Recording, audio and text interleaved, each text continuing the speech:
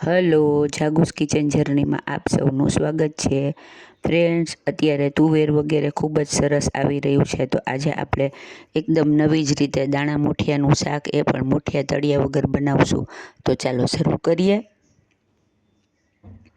સૌથી પહેલાં આપણે એક પેન લેશું અને તેમાં અડધો કપ ઘઉંનો લોટ, અડધો કપ ચણાનો લોટ અને એક મોટી ચમચી જેટલો રવો લેશું.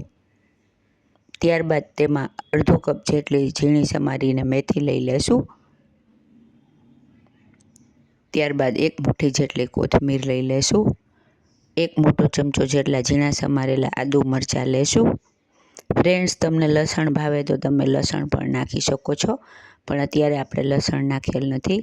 ત્યારબાદ એક ચમચી જેટલો લાલ મરચું પાવડર, એક ચમચી ધાણા જીરું પાવડર, અડધી ચમચી જેટલી હળદર, 5 ચમચી હિંગ, અડધી ચમચી જેટલો ગરમ મસાલો, સ્વાદ મુજબ મીઠું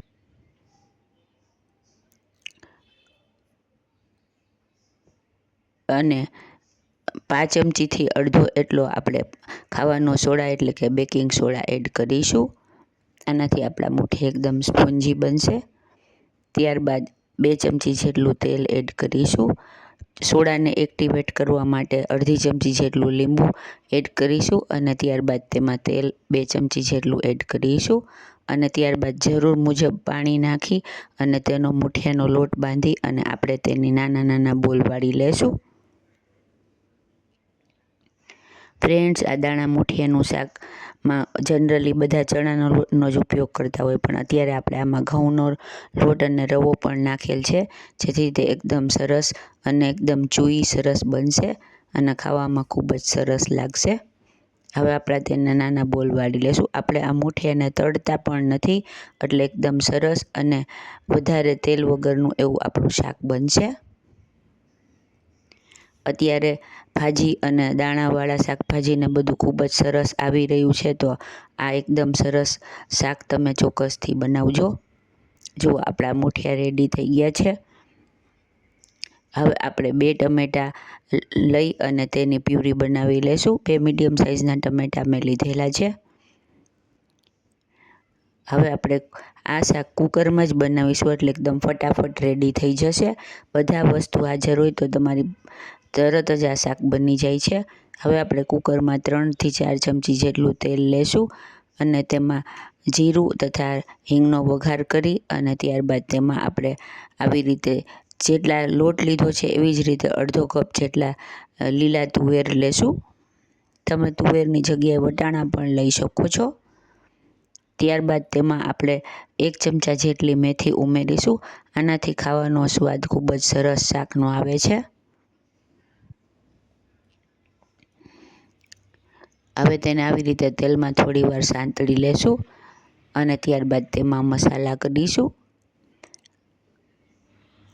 મસાલા જોઈતા પ્રમાણમાં આપણે કરીશું. અડધી ચમચી જેટલું લાલ મરચું પાવડર, અડધી ચમચી હળદર, અડધી ચમચી ધાણા જીરું અને સ્વાદ મુજબ મીઠું, થોડો અમથો ગરમ મસાલો એડ કરીશું. તમને અહીંયા ગમે તો તમે થોડી ખાંડ પણ એડ કરી શકો છો. થોડું છીણીને આદું લીધેલું છે તે પણ એડ કરીશું. બધું અત્યારે આપણે તુવેરના માપનું જ નાખવાનું છે, કેમ કે આપણે જે બોલ્સ વાળેલા છે તેમાં તો આપણે ઓલરેડી બધો મસાલો કરેલ જ છે. હવે આપણે ટમેટાની પ્યુરી રેડી કરેલી હતી તે એડ કરીશું. ત્યારબાદ આપણે તેમાં 1 ગ્લાસ જેટલું પાણી એડ કરીશું. ફ્રેન્ડ્સ, જો તમે મારી ચેનલ પર નવા હો તો મારી ચેનલને સબસ્ક્રાઈબ જરૂરથી કરજો અને બાજુમાં રહેલ ઘંટડી દબાવી દેજો, જેથી મારી નવી રેસીપીનું નોટિફિકેશન સૌથી પહેલાં તમને મળે. શાકનો રસો ઉકળવા લાગે એટલે આપણે તેમાં મૂઠિયાને ફટાફટ એડ કરી દઈશું અને ફરીથી અડધો ગ્લાસ જેટલું પાણી એડ કરીશું. આમાં કુલ 1 મોટા ગ્લાસ જેટલું પાણી જાય છે. આપણા મૂઠિયા પાણી એબ્ઝોર્બ કરશે, એટલે તે મૂઠિયાને ડૂબાડૂબ પાણી રાખવાનું છે. ત્યારબાદ કુકરનું ઢાંકણ ઢાંકી અને તેની આપણે 4 વિસલ કરી લેશું અને કુકર રૂમ ટેમ્પરેચર ઉપર આવે ત્યારબાદ આપણે તેને ખોલીશું. જો ઉપર તેલ એકદમ તળી રહ્યું છે ને એકદમ જોરદાર આ શાક ગરમ રોટલી સાથે ખૂબ જ સરસ લાગે છે, તો તમે પણ ચોક્કસથી બનાવજો. આપણે મુઠિયા તળતા પણ નથી અને છૂટું નથી બનાવતા, કુકરમાં જ બનાવી છે. એટલે આ શાક એકદમ ફટાફટ અને ઝંઝટ વગર રેડી થઈ જાય છે. અને ખાવામાં તો એટલું સરસ ને કે હું તમને શું કહું, તો તમે ચોક્કસથી બનાવજો. હવે આપણે તેને ગરમા ગરમ જ રોટલી અથવા ભાત સાથે સર્વ કરીશું.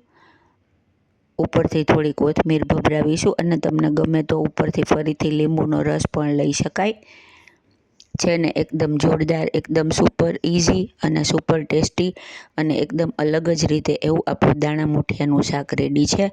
કોઈ પણ ઝંઝટ વિના ફટાફટ બની જાય તેવું. તો તમે પણ ચોક્કસથી બનાવજો.